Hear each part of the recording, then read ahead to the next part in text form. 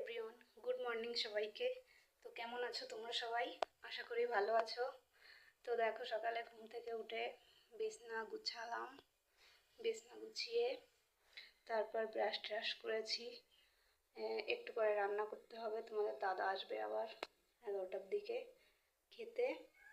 তো আজকে রান্না করব ডিমের ঝোল, সেটাই তোমাদের সঙ্গে শেয়ার করব। হ্যালো গাইস, দেখো তারপর আমি এখানে কেটে নিয়েছি পেঁয়াজ, রসুন, আদা আর কিছুটা গোটা ধনে আর টমেটো কেটে নিয়েছি। এগুলো ব্লেন্ডারে দিয়ে এখন মশলাটা করে নেব।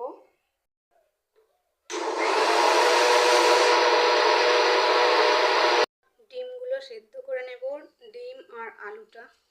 তো দেখো আমি সেদ্ধ করছি ডিম আর আলু।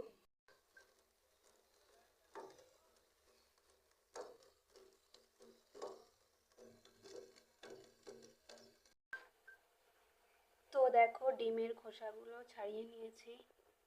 এখন ডিমটা তেলে দিয়ে নুন আর হলুদ দিয়ে ভেজে নেব।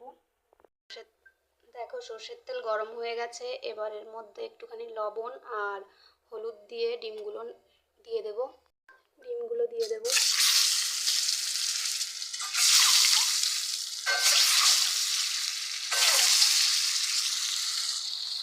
দেখো ডিমটা ভেজে নিয়েছি, এখন মশলাটা দিয়ে দেবো একটু পরেই।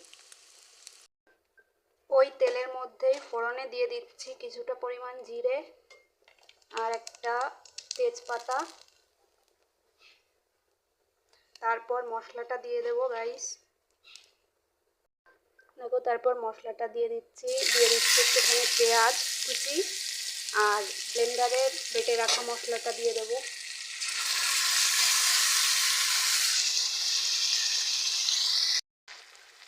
ওই মশলার মধ্যে দিয়ে দেবো একটুখানি লঙ্কার গুঁড়ো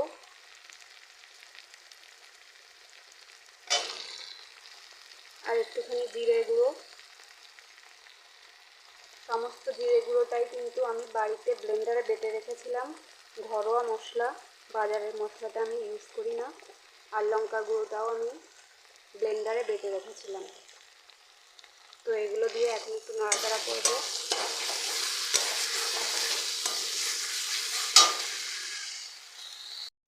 দিয়ে দিচ্ছি একটু পরিমাণ লবণ আর একটুখানি হলুদের গুঁড়ো। ভালোভাবে মশলাটাকে কষিয়ে নেব। তো 5-6 মিনিট কষানোর পরে দেখো তেল ছাড়তে শুরু করে দিয়েছে মশলাটা থেকে। এই পর্যায়ে আমি দিয়ে দেবো পরিমাণ মতো জল। তো গাইস দেখো আমি পরিমাণ মতো জল দিয়ে দিয়েছি। এবার জলটা ফুটলে তারপর আলুটা আর ডিমটা দিয়ে দেব।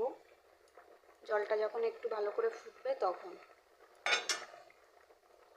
তো দেখো জলটা ভালো করে ফুটে গেছে, এখন আমি ডিমগুলো ছেড়ে দেবো এর মধ্যে।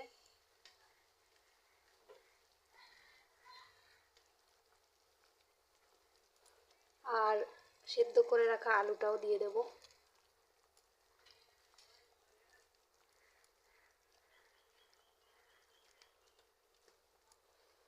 আর ডিমের তরকারির মধ্যে আমি সয়াবিনও ইউজ করি, তো ভালো লাগে খেতে, তাই জন্য কটা সয়াবিনও দিয়ে দেব।